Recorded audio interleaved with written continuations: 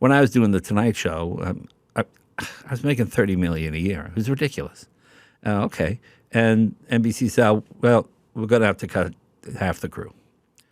So we had a big meeting, and I said, "All right, by show of hands, how many feel I should take a 50% pay cut so we can keep everybody?" Well, I got outvoted, and I said, "Boy, I got screwed on that one." But really, I already have $15 million. I'm doing pretty good. I never thought I'd get this far. And you know something? They were the best crew for the rest of the days. Everything was always terrific. It was a union crew. Everybody made a good living. Guys would come up and show me the car they bought or the house they got around the corner or whatever it might be. And it didn't cost me anything, really, because I had plenty of money. I was making plenty of money. What year did you take the haircut from 30 to 15? It was in the 2000s, maybe 2005 from that point on, I think. The legend is that you always kept all those Tonight Show checks and made your money doing live performances and corporate things and stuff like that. Yeah, you got to be hungry. I live on. I used to live week to week. Did you literally just put those checks, in the bank and never I lived on the cashed? money I made as a stand-up. Yeah, I wanted to be a comedian. I never thought TV was a job that would last your whole life. How many years did you do that? Till the very end. I never touched any of it. I always worked.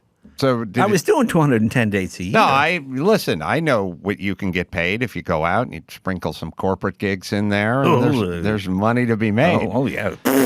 But you still have a pretty big nut. You have guys who work for you. You purchase a car every once in a while. Yeah. Fly sort of private in that you have to refuel in Muncie, Indiana every once in a while. Can't get all the way across the country. But that money just went into an account? Yeah, still there. Still there. Yeah. And so what do you think of this? So it's not urban legend that that's what you did. That's what you did. No, but I mean, I don't have girlfriends and cocaine habits and stuff like that, So you could save a tremendous amount of money.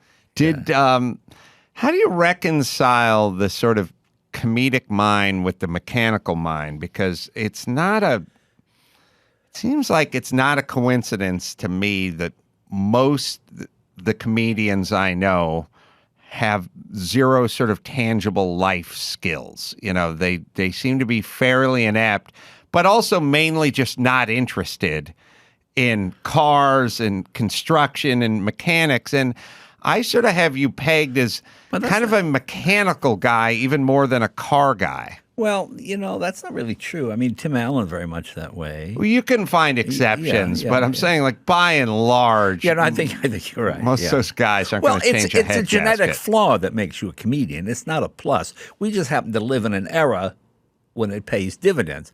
I mean, if this was the Crusades, it would be, why are the soldiers laughing? Who's making them laugh? Kill that guy, and that's because he's annoying. Just kill that guy. Just kill him right now because they're not paying attention. But we live in a time now where now it happens to pay very good dividends. So that's pretty lucky. But I mean, I find most comedians either just off the wall, drunk, coke heads, crazy, or complete abstain. I rarely find anybody in the middle. Don't you find that to be true too?